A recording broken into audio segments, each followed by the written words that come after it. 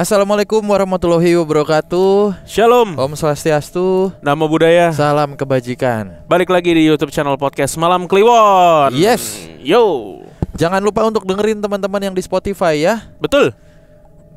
Kita berarti udah sampai episode 209. 208. Ya, sekitar segitulah. Sekitar segitulah ya. Pokoknya buat teman Kliwon di YouTube nih, buat yang nggak tahu, kita tuh aktif banget di Spotify. Betul. Seminggu itu 2 kali. Ada di Malam Kliwon, ada di Malam Jumat. Nah, gitu. jadi jangan tanya lagi, Bang, kok belum upload? Kapan uploadnya? Sudah ada jadwal tayangnya setiap Malam Kliwon dan setiap malam Jumat untuk di Spotify. Update cerita-ceritanya. Betul. Gitu. Terakhir cerita Danu ngegebukin orang. Oh iya, bener gue mimpi. Tar lu nggak tahu udah keluar apa belum episode itu tuh? Nggak tahu. Ya kalau belum, itu nah spoiler. itu jadi teaser, spoiler. Tapi sebelum kita mulai nih cerita lagi di YouTube PPMK, gue ada keresahan sebenarnya, Le. Apaan sih? Kita tuh yang nonton misalnya 10.000, 15.000, tapi yang like tuh cuma 600, 500. Ada kesenjangan. Yang dislike 1.000 kan? Waduh, jangan dong. Oh bukan. Kan kita like. Yang dislike mah dikit, iya. paling 3-6 orang gitu. Ya. Itu ada ketimpangan. Sebenarnya kita juga banyak yang nonton, lalu ternyata bikin YouTube itu kalau belum besar banget, ya teman-teman pasti juga tahu lah yang punya YouTube secara pendapatan materi dalam tanda kutip ya, kita jadi ngomongin uang nggak enak gitu ya. Sebenarnya cukup ya, atau biasa aja lah. Sebenarnya biasa aja. Malah bahkan ya kita masih bekerja sehari-hari untuk menghidupi keluarga gitu kan. Iya, bukan dari YouTube gitu. Bukan dari YouTube gitu, jauh banget. Tapi sebenarnya apresiasi likes itu loh yang menjadi semangat kita untuk update setiap menit. Wah, gila, update setiap menit. Emang kenapa? Meninggal ini editor kita. Jangan. Ya tolong di like lah, biar nggak timpang-timpang amat gitu. Iya. Biar nggak jomplang. 11.000 yang like 600. Ya apa-apa. Sedih, Pak. Ya apa-apa, banyak maunya berarti. Ya enggak, itu kan enggak, apa ya? Apa susahnya nih, cik gitu doang. Makanya di setiap terakhir jangan lupa komen, like, subscribe. Iya. Siapa tahu emang yang nonton nggak disuruh nih. Nggak usah. Iya. Ih. Lah, ente nggak nyuruh YouTuber apaan gitu. Nah. YouTuber apaan lu nggak nyuruh. Yaudah, Gitu. kita sekarang minta tolong. Yaudah, yuk. Tapi cerita belum di-share ke saya, Pak. Udah dong. Masa sih? Udah, coba dibuka masa dulu sih? WhatsApp-nya, yuk. Oh, Danu. Ada toh? Baba. Itu temennya Bimo, ada anak Matraman. Ngomongnya dari kecil cuman baba doang. Baba. Tahu video call mulu lagi. Oke. Yuk. Assalamualaikum warahmatullahi wabarakatuh. Nama gue Barak. Dan semua nama yang gue tulis silahkan untuk dipublikasikan. Oh, berbeda nih, biasanya disamarkan. Ini dia udah izin berarti.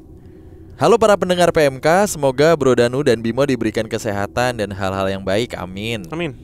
Setelah gue nyeritain kejadian di salah satu rumah sakit di daerah Petamburan, gue kali ini mau ngajak kalian mundur jauh ke awal pertama kali gue sadar kalau gue punya indera keenam dan sosok yang mengikuti gue. Kala itu bokap gue kerja di salah satu perusahaan tambang milik BUMN dan akan dipindah tugaskan ke salah satu pulau kecil di Provinsi Maluku Utara. Waduh, jauh, bro. Di mana lebih tepatnya Kabupaten Halmahera Tengah. Namanya Pulau GB atau Gebe atau GB ya. Punten ini kalau saya tidak tahu penyebutannya. Saat itu gue berumur kurang lebih 2 tahun. Waktu pertama kali dibawa ke sana, gue umur segitu tuh. Semua bermula saat gue SD.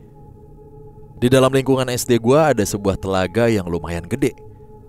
Tepat berada di belakang sekolah dan dikelilingi hutan belantara. Sekolah ini berbentuk kotak. Di tengahnya terdapat satu aula besar yang biasa dipakai untuk bermain anak-anak SD di kala itu. Dari pintu gerbang, kalian akan disajikan halaman yang luas dan hijau yang dibelah oleh akses jalan menuju gedung sekolah. Seperti itulah gambaran sekolah ini. Kalian bisa cari di Google SD Antam GB.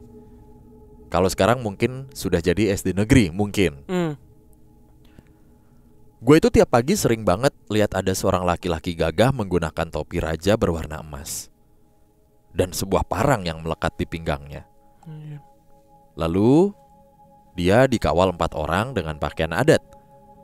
Gua kurang tahu itu pakaian adat apa. Dan laki-laki itu selalu nyambut gua di depan gerbang sekolah sambil tersenyum lalu pergi. Gue yang saat itu masih kecil ya gak berpikir aneh-aneh dan gak sama sekali cerita ke siapapun. Hingga akhirnya ada sebuah kejadian kesurupan yang melibatkan hampir 53 siswa secara bersamaan. Saat itu keadaan benar-benar kacau. Gue yang takut berusaha lari ke ruang guru untuk sembunyi.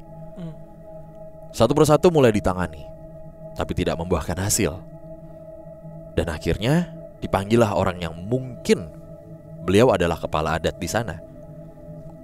Alangkah terkejutnya gue ketika kepala adat itu sampai dan langsung menunduk di hadapan gue. Gue yang saat itu ditemani Pak Hakim, ini nama guru agama gue, juga terheran-heran dengan ulah orang ini. Lalu orang itu bilang ke gue, cuma Ade yang bisa kasih tenang mereka. Lah gue yang gak ngerti apa-apa, bingung nih. Anak sekecil gue yang baru kelas 3 SD mana ngerti apa yang dia bilang. Lalu si orang ini bicara dengan Pak Hakim dengan berbisik. Dan orang itu memerintahkan guru-guru untuk memindahkan semua yang kesurupan ke satu tempat. Dan dipilihlah aula besar yang berada di tepat tengah-tengah sekolah tadi. Lalu gue dan Pak Hakim mulai masuk. Sontak semua siswa yang kesurupan seketika diam dan menundukkan kepalanya. Gue semakin bingung. Lalu kepala adat ini bicara dengan bahasa daerah yang mana gue juga gak ngerti. Tapi dari yang gue lihat sih kayaknya mereka disuruh untuk pergi dan kembali ke telaga itu. Gak berapa lama setelah kepala adat itu selesai bicara, semua siswa yang kesurupan gak sadarkan diri. Dan hari itu sekolah diliburkan selama 2 hari. Saat itu semua orang tua siswa dipanggil dan mulai datang untuk jemput anaknya masing-masing. Dan gue dijemput sama ibu gue.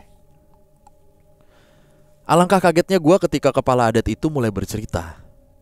Intinya, gue disenengin. Bahkan diikutin sama sosok yang menyerupai sultan dari Kesultanan Tidore. Ternyata ibu gue juga sudah tahu sejak umur gue 3 tahun nih. Ibu gua pun menjelaskan dari mana awal mula sosok itu bisa sampai ikut ke gua. Kala itu di sebuah acara perusahaan yang diadakan di pantai utara Pulau GB yang berhadapan langsung dengan Laut Halmahera. Saat itu kata ibu gua selalu merengek minta ke sebuah pohon besar di salah satu bagian pantai itu. Setiap kali gua dijauhkan dari pohon itu gua selalu nangis. Tapi kalau dibawa ke dekat pohon itu, gue langsung diam. Sepulang dari acara itu, kejadian-kejadian pun mulai sering terjadi. Mulai dari gue yang selalu nangis, itu dari jam 6 malam sampai jam 3 subuh. Lalu gue yang sering bilang ke ibu gue kalau setiap mau Jumatan banyak orang yang lewat di depan rumah. Padahal kata ibu gue gak ada orang sama sekali. Gue juga yang kadang-kadang sering jalan-jalan dengan keadaan tertidur. Tiba-tiba semua penglihatan gue terasa jauh, padahal enggak.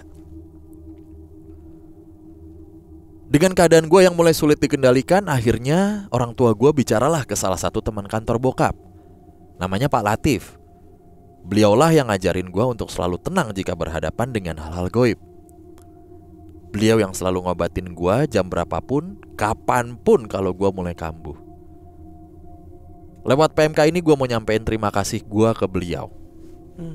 Mungkin kalau gak ada beliau, gue udah gila kali. Setiap hari gak kenal waktu, makhluk-makhluk gaib selalu terlihat jelas di penglihatan gue. Dan sampai sekarang sosok itu masih menemani gue di umur gue yang ke-26 ini. Gue masih bakal ceritain beberapa kejadian ekstrim lagi di next cerita gue. Mungkin itu aja dulu ceritanya. Sorry ya kalau kepanjangan atau masih banyak yang kurang dari penulisannya. Thank you Bro Danu dan Bimo yang udah mau bacain cerita gue. Mungkin kalau ada yang mau ditanyakan bisa ke IG gue aja @barakfat. Atau tanya ke WhatsApp tapi gak mau kita share. Gak enak. Mendingan DM aja. Kalau udah sampai share kagak enak ya. Jangan dong. Nomor ya. Ke barakfat @barakfat. Nih berarti dengan apa namanya ya?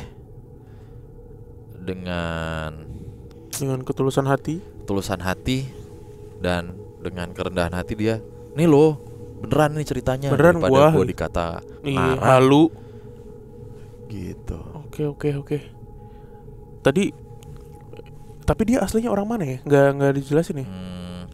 Enggak sih, dia cuman bilang Si Mas Barak ini dia diikutin sama sosok yang mirip perawakannya tuh kayak Sultan Tidore. kayaknya gitu. lagi ini dia lagi dinas bapaknya di sana. Orang dia pernah ini kan, pernah gue pengen lihat IG-nya.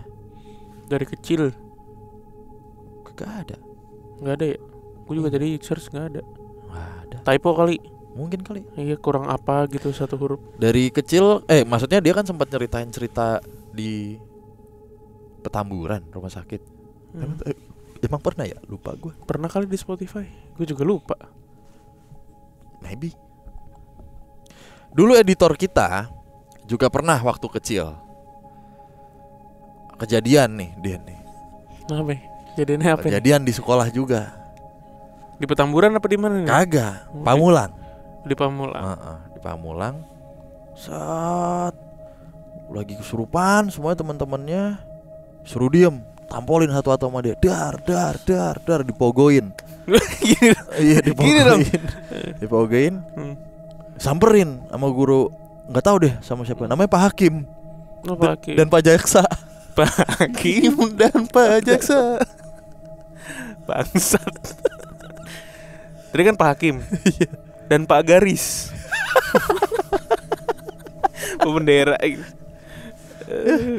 Sering diributin sama pemain bola. Iya, itu empuk banget, Pak.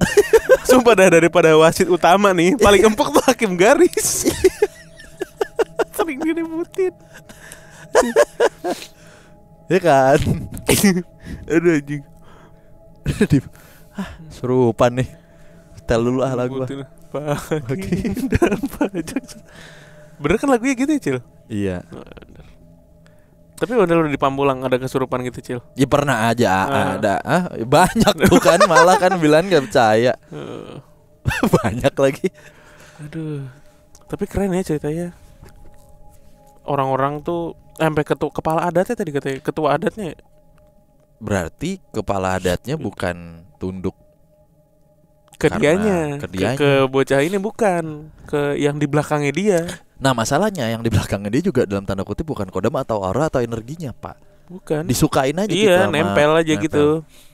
Ibaratnya lu ketemu apa ya? Misalnya ketemu Dencil nih, tapi belakangnya Dencil ada presiden misalnya gitu kan. Pak gitu. Iya. Nggak apa-apa deh Mas Barak. Untung lo taunya sekarang. Kalau umur-umuran segini lo balik lagi ke sono ditundukin gitu, semena-mena lo pasti. Tenge. Iya kan? Iya kan. Tenge sih. Kayak Dono di penjara. Yang mana ya? Ada episodenya. Dono di penjara. Yang gara-gara digebukin polisi aja digebukin sama dia gitu. Lupa lagi gue. Ada yang akhirnya gitu dah. Ada. Habis, Pak, semua. Apanya? Ludes. Ya itu episode film yang sama. Bener gak? Lupa gue. Habis, Pak, semua ludes. Aduh, bro. Aduh. Apa yang dibalik kata-katanya? Pokoknya saya tidak tahu mau. Aduh, salah. Mau tahu. Aduh, mau selesaikan di sini apa di sana? Sana. Timbul. Oke. Ya udah. Terima kasih Terima kasih Mas Barak. Terima kasih ya sudah menceritakan pengalamannya. Betul. Berarti tadi perusahaannya sudah tahu ya. Antam. Orang tadi dia nggak sengaja ngapain BUMN Antam. Kalau kalian Google pun akan keluar Pulau GB Antam berikutnya. Antam, iya. Penghasil nikel. Mantap Mas GB. Mantap Mas GB, mantap Mas Barak. Bapaknya. Kapan-kapan kalau kita BU. Ayo. Oke ya. Hidup logam. Dah.